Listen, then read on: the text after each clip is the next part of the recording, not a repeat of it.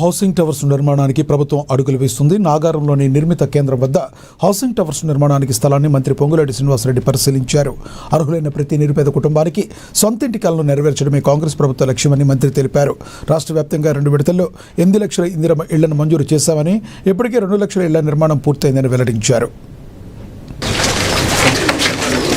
ఏదైతే రాష్ట్ర ప్రభుత్వం ప్రతిష్టాత్మకంగా ఇందిరమ్మ ఇళ్ల కార్యక్రమంలో భాగంగా పేదవాడి చిరకాల కోరిక, చిరు కోరిక, పేదవాడి ఆత్మగౌరవానికి చిహ్నంగా ఇల్లు కట్టుకోవాలనే కోరికని ఈ రాష్ట్ర ప్రభుత్వం నిర్వహిస్తుందో, దాంట్లో భాగంగా మొదట విడత ఇచ్చిన రాష్ట్ర వ్యాప్తంగా 4.5 లక్షలు ఏదైతే ఇల్లు ఇచ్చామో దాంట్లో భాగం నిజామాబాద్ అర్బన్ టౌన్లో కూడా కొంతమంది ఇల్లులు కట్టుకోవడం జరిగింది.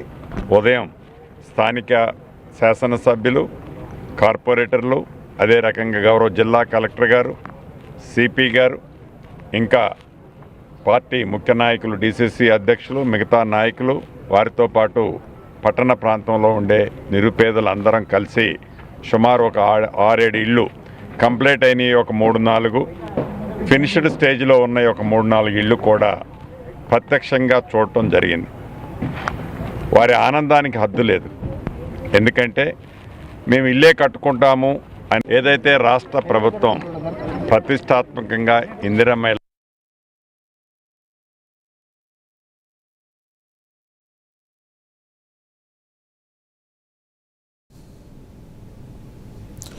అనకాపల్లి జిల్లాలో